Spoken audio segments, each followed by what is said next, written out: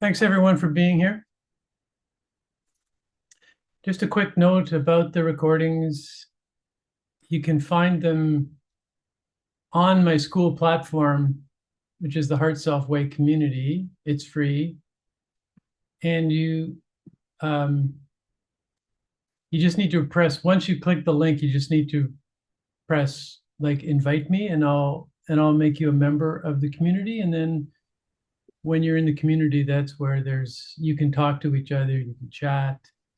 You can introduce yourself. I'll be posting there from time to time, various things. So, and that's where you can get the recordings of the session. Okay.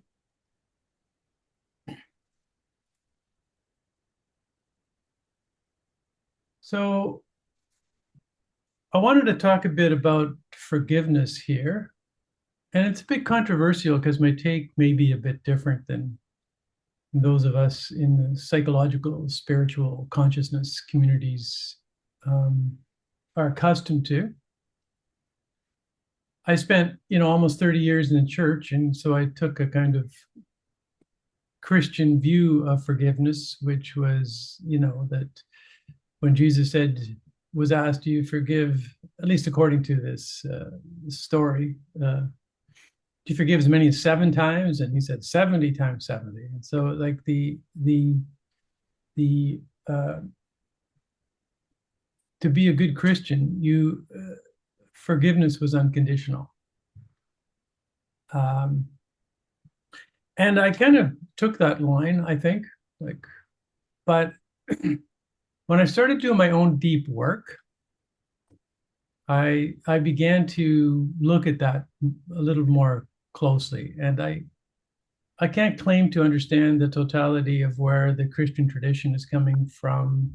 I can only sort of go from my own experience that in plant and spirit medicine communities, like when you're in the medicine, one of the things that happens is that you can experience the original catastrophe uh, without any sort of buffers. So you experience the catastrophic nature of the failure of love. You see what was actually done. And that led me to a deeper exploration of, and I was criticized for this by one of my, people who would regard himself as a student, that he'd read all my books and said, I love this. I love his work. He wrote a retrospective of all the books I read. He said, but he doesn't take evil seriously enough. And when I started to explore that, I realized that was that was true. That um, I didn't really sort of the depths of the capacity for cruelty and darkness in human beings. And in that context, what I experienced early in my life was like when I was in the ceremony, I felt it. I felt like it was a complete sort of fall from innocence. It was a shattering. It was like uh, I saw why I then curated a personality to protect my heart, and that sort of led to what I'm calling the people pleasing thing. So in the context of people pleasing, it's like there's a reason that we structured a personality to say, what do I have to do here to survive? And that became who we think we are. So then the question became for me, well, what do you do with that when and sometimes the the the the perpetrators, their acts are so heinous, and this obviously is like, um, you know, what was done to me, although devastating by somebody who was supposed to love me, uh, was actually not that these things are comparable because nervous systems don't compare various heinous sort of assaults. but relative to some of the things that are going on in the world and have taken place historically, you could regard it as minor. And yet, so it started, and what happened in one of the ayahuasca ceremonies, when I first started to see this clearly without any sort of denial, I shared it in an integration circle after the ceremony. And my shaman said, "Oh, listen carefully." He's a friend now, so I love him a lot. But he took sort of spiritual community Christian approach, and he says, "But you've forgiven in this case her, right?" And I just went, "Wow, that seems really fucking early to be asking me." It's like if I'm just kind of letting it in, and so there was this rush to forgive, which didn't match at all where I was. Like there was so much left to do to kind of understand and integrate and see all the ways in which I shaped a personality to kind of cope with this. And so that led me to question, I guess, the sort of honestly the Christian approach to this, because I would see, you see these dramatic stories of mothers whose sons have been murdered by some psychopath, and a week later they're out with their pastor standing proudly behind them, saying, saying to the world, like, I forgive this psychopath for murdering my son. And I went, Jesus, like, and you can just feel, like I could anyways, I could just feel like how much pressure there was for her to rush to forgiveness, and what the virtue kudos she would have received from her pastor and the community of faith to be able to stand up and testify that that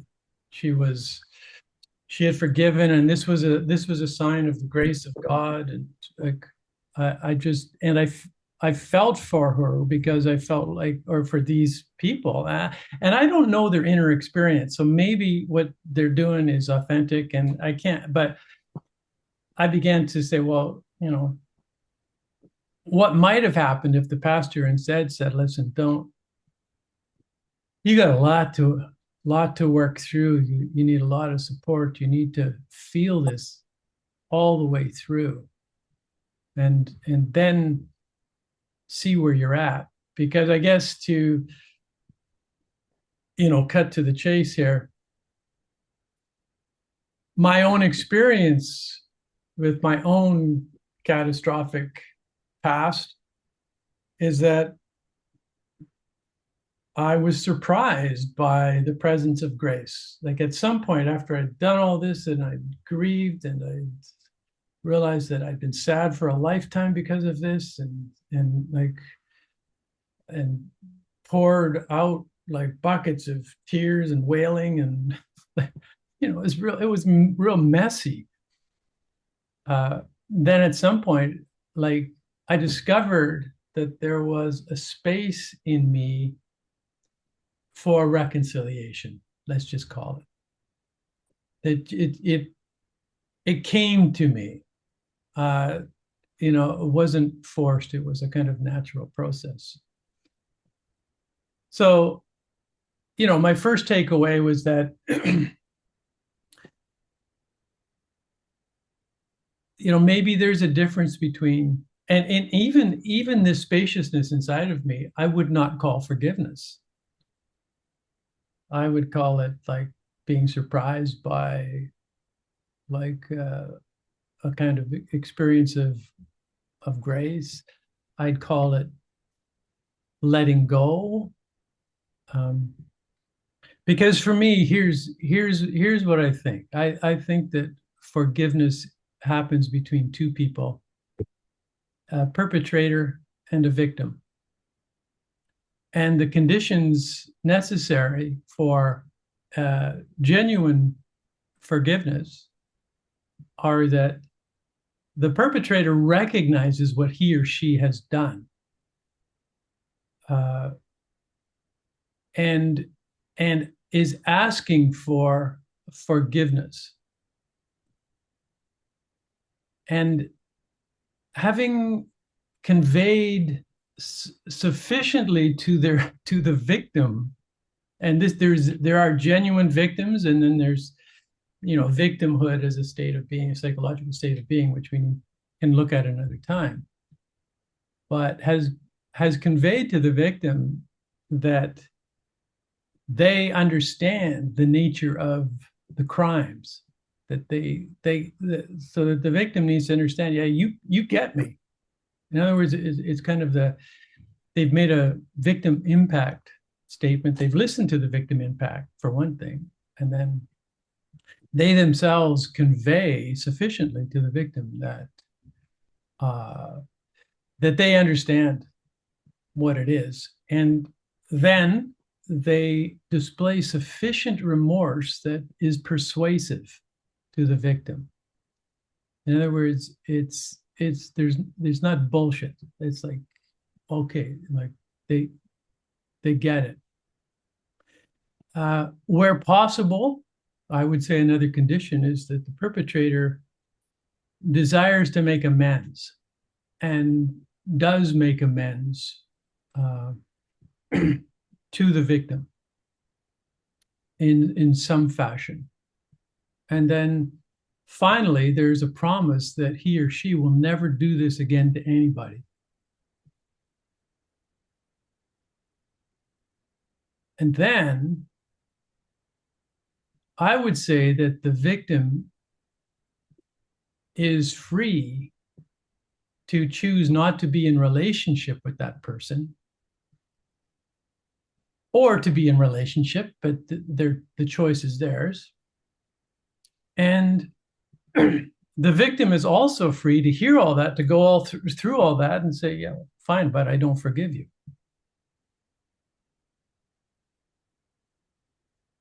That's their choice.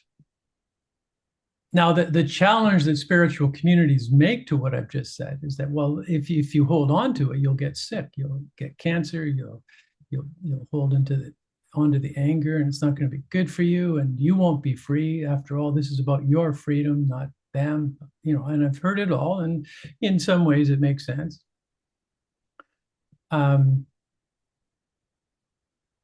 And so this is where I make a decision. So just to close that piece off,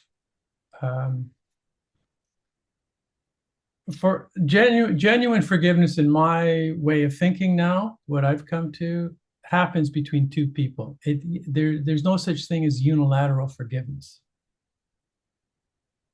in which the victim on their own says, well, I've gone through it and I forgive this person. And it's like, because, and the reason for that is that it's just too easy, because of the psychological mechanism of denial, to do a kind of spiritual, psychological, emotional bypass.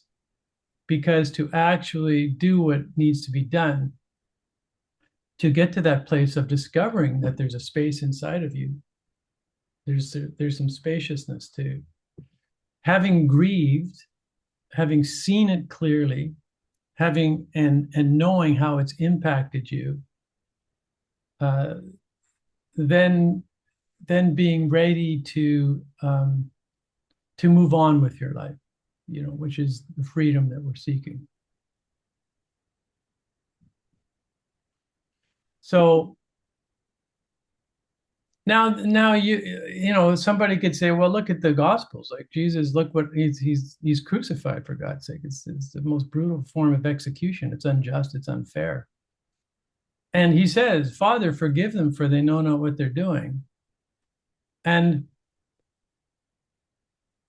it may be splitting hairs here, but I find it interesting that he doesn't say to them, or the tradition, his community who's writing about these events, doesn't convey him saying, I forgive you, soldiers who have executed me. I forgive you, Rome. He says, he prays to the Father, says, Father, it's the Father's business to forgive. He doesn't say, I forgive you. He says, Father, forgive them, for they don't know what they're doing. So, and sometimes I actually wonder whether it's ours. It's ours to forgive even. It's like if nobody's asking for forgiveness, it's like, Mhm. what is it? What does forgiveness mean in that context? So that's my take on forgiveness, and I think I'm a little at odds with the Christian lineage here. Uh, Not the Jewish one, interestingly enough. And Jesus, of course, was a Jew. Because, I once heard the story of a rabbi who was, at the Nuremberg trials, and they'd found this Nazi prisoner guard, and he was being tried for all of the Jews that he had executed. And this Jewish rabbi, and so in comes, and this was a Jewish rabbi who was asked the question, did you forgive him? And this prison guard, who was old and decrepit and sort of like 85, comes walking in, was kind of pathetic. And the rabbi had a place of compassion for him and said, yeah, he's an old man now. And then, but in response to that question, he said, yeah, and if I was asked if I would pull the lever uh, on the gallows, I would. I would still do that. And I tell that story just because it's like an interesting counterpoint to the spiritual consciousness community's point of view that you must always forgive, or you're not spiritually enlightened, or you're going to get sick or something. Um,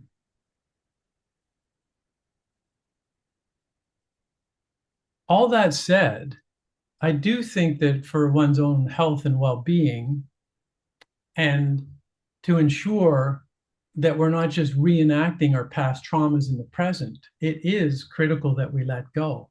This letting go can be a unilateral process. But I would say the letting go is not like uh, easy. It's an ordeal. It involves like seeing it, feeling it, grieving it, um, uh, feeling fully the unfairness and the injustice of it, that no justice is going to be done and no justice will ever be done here. Mhm. It's not going to happen. And I have to live with that. Like, feel that life isn't fair. Do your grieving. And then I think, you know, the possibility of discovering a new spaciousness for moving on and curating a future that is not determined by the worst that happened to you in the past is possible. You can establish the conditions inside of yourself to liberate yourself. Um, but again, I would distinguish that from forgiveness, which for me is a more formal process between two people. Like, to make it personal, I never really got to the place where I forgave my mother because my mother really didn't fess up. She didn't say, "Yeah, I, I, I hit you, I brutalized you. There was no love in my heart for you." It's like, even though I know that now, but she was in her own form of denial, and she had an image of herself, God bless her, that where this would have been too devastating, so she couldn't get there. So it wasn't a matter of me forgiving her. It was a matter of discovering close to the end of her life that I had let go. That she reached up, and when she knew she was coming to the end, and she looked at me and said, we're okay, right? We're okay, right? Mhm. And tears were flowing down her face. And I, I said, yeah, we're okay. We're okay. And it was a true statement. for me. But it was the true statement that came, it was on the other side of everything I had gone through to see the truth of of the matter. And as I say, God bless her. Like she couldn't be other than who she was. So, and why this matters in terms of what, the people pleasing, which is basically, it's like whatever prevents us from living our own life, from full self-expression, of our full creativity, of our full capacity to speak our truth, of everything that keeps us from being us, is a tragedy, is catastrophic. So there has to be some way to liberate us from the past. And it's just not as simple as, as a sort of the classic forgiveness model. But there is something that needs to happen around letting go. And letting go is in my experience, is an ordeal that's necessarily undergone for our own emotional, psychological, and spiritual health. And then new life is absolutely possible because you learn to accept the unacceptable. I mean, it's unacceptable, but you got to accept it. Then you accept it, and then what arises for the longest time, no, I can't, it's unacceptable. And then you live with it's unacceptable, it's not fair. And then you feel into that, but you have to accept it. And then maybe by some grace, we pop into this sort of transpersonal zone, like a Zen koan, where it's unresolvable with the mind, but something happens in the heart where it's resolved at a higher level from a higher consciousness. If you stay in the tension long enough and feel the tension long enough.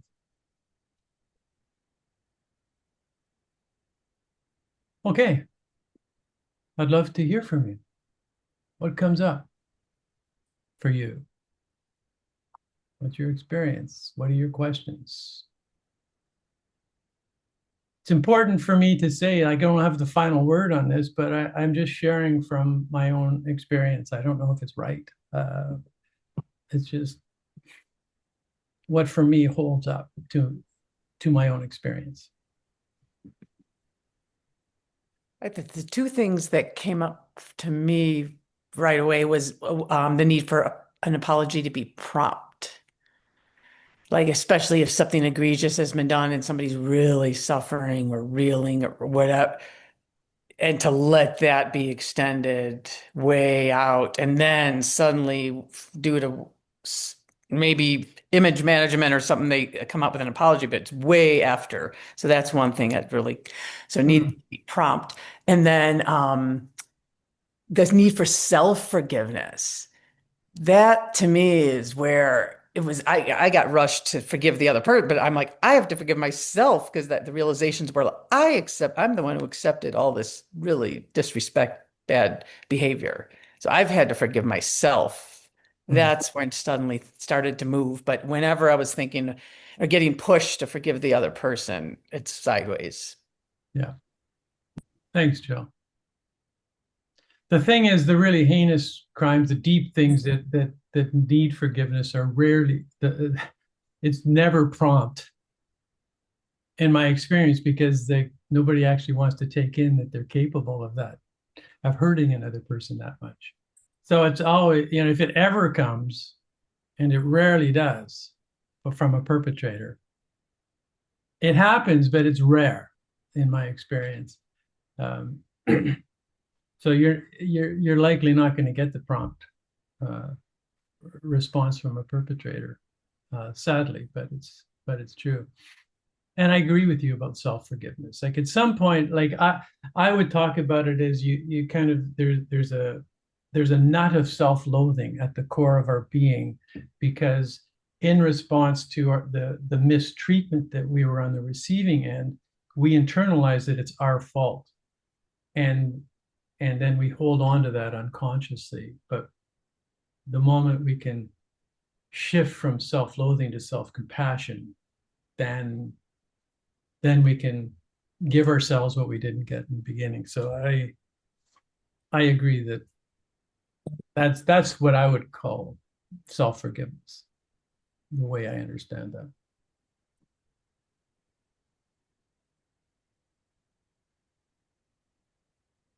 Thanks, Joe.